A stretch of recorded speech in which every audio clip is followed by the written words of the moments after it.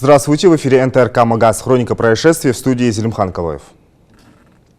29-летний житель Назрани ответит в суде за стрельбу из пневматического пистолета по детям. Отмечается, что в середине апреля текущего года, находясь по месту своего жительства, по улице Московская, мужчина с балкона произвел выстрелы из пистолета в сторону прохожих.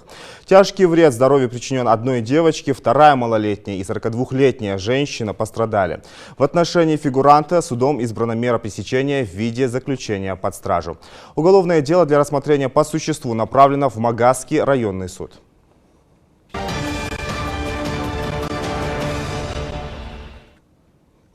Три человека госпитализированы. В результате аварии две легковушки столкнулись на пересечении улиц Базоркина и Картоева в Назрани. Пострадавшие работниками Центра медицины катастроф на автомобиле скорой помощи доставлены в РКБ. Причины и обстоятельства происшествия устанавливаются. Для ликвидации последствий автоаварии привлекались сотрудники поисково-спасательного отряда РЗИ.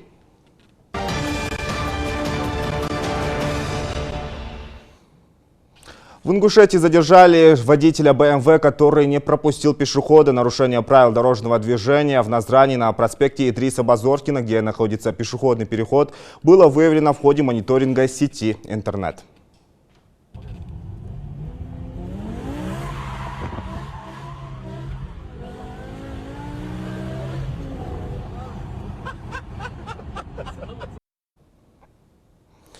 В ходе проведенных мероприятий правоохранители установили текущее местонахождение иномарки и остановили ее на улице имени Саида Черкиева. В отношении водителя легковушки составлены административные протоколы по нескольким статьям КоАП. Машина задержана и доставлена на специальную стоянку ОМВД России по Назрани.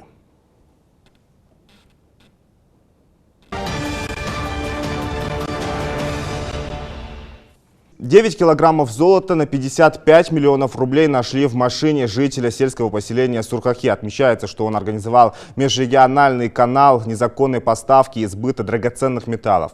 В отношении фигуранта возбуждено уголовное дело по признакам преступления, предусмотренного Уголовным кодексом России. Мужчине грозит до 5 лет лишения свободы. Расследование продолжается. –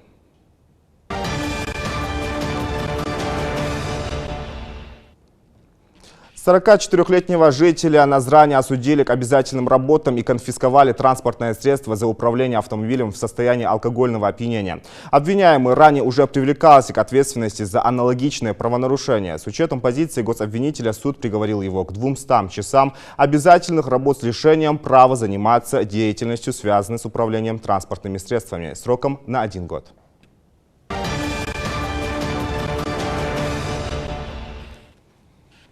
Прокуратура через суд обязала мэрию Карабулака отлавливать бродячих собак. Ранее при проверке выявлено, что большое количество бездомных собак создают угрозу для жизни и здоровья горожан, в том числе детей, чем нарушаются их законные права на безопасное пребывание в общественных местах. Исковое требование Карабулакский районный суд удовлетворил в полном объеме.